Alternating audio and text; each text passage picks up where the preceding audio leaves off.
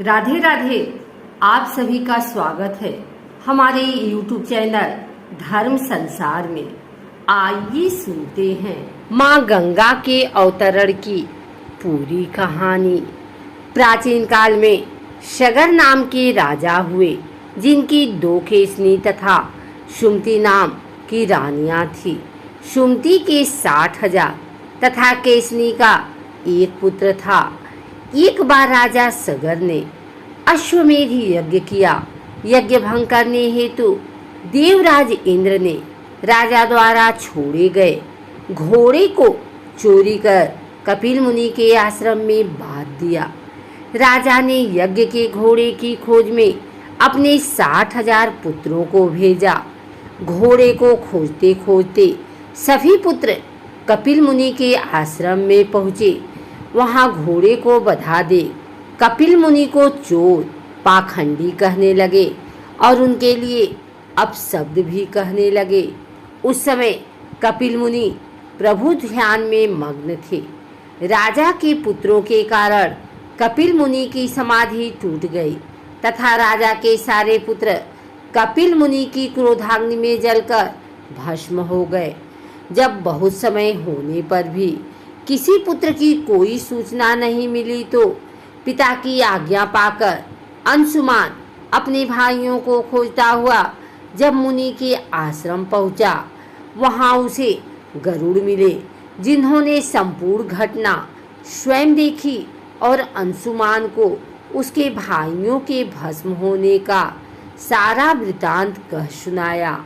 गरुड़ जी ने अंशुमान को यह भी बताया कि यदि इनकी मुक्ति चाहते हैं तो गंगा जी को स्वर्ग से धरती पर लाना होगा, परंतु पहले अपने पिता का यज्ञ पूर्ण कराओ, तदुपरांत देवी गंगा को पृथ्वी पर लाने का कार्य करो। देवी गंगा द्वारा ही तुम्हारे सभी भाइयों की आत्मा को मुक्ति मिल सकती है। अंशुमान ने घोड़े सहित यज्ञ मंडप में पहुंचकर राजा सगर से सब वृतांत कह सुनाया।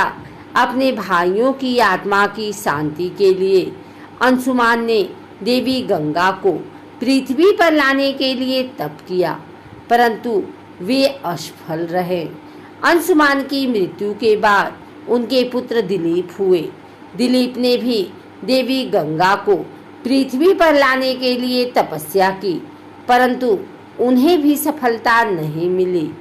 अंत में दिलीप के पुत्र भगीरथ ने ब्रह्मा जी को प्रसन्न करने के लिए गोकर्ण तीर्थ में जाकर कठोर तपस्या की।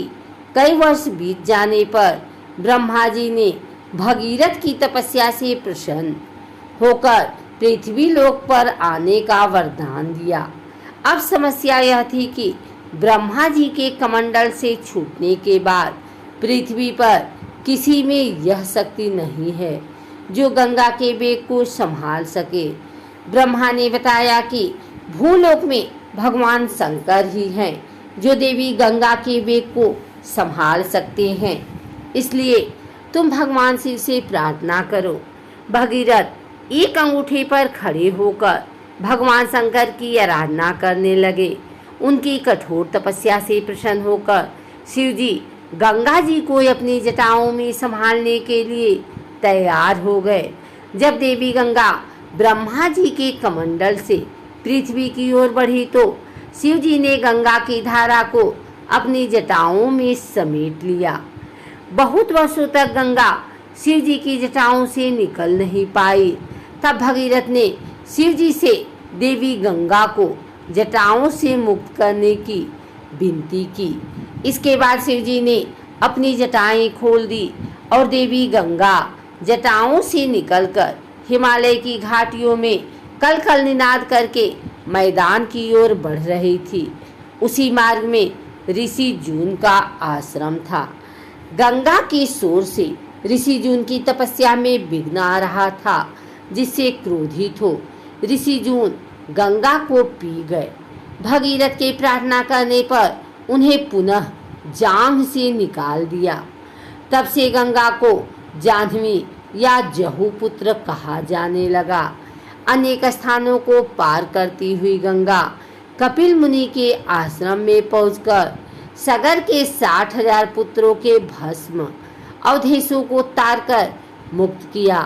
ब्रह्मा जी ने भगीरथ के कठिन तप का वर दिया कि तुम्हारे नाम पर गंगा जी का नाम भागीरथी होगा।